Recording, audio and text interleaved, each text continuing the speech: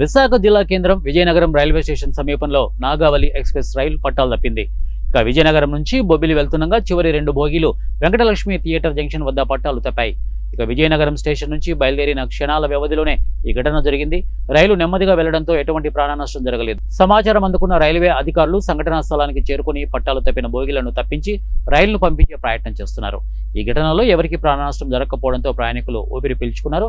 కాగా గత 2 ఏళ్లుగా దేశంలో ఏదో ఒక చోట తరచూ రైలు ప్రమాదాలు చోటు చేసుకుంటుండటంతో ప్రజలు రైల్లో ప్రయాణం అంటేనే ప్రాణాల చేతిలో పెట్టుకుని ప్రయాణించాల్సిన పరిస్థితి ఉంది.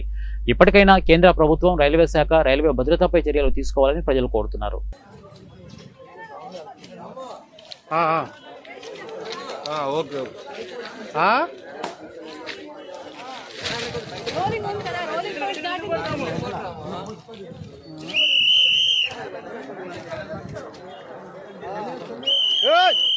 ठीक है।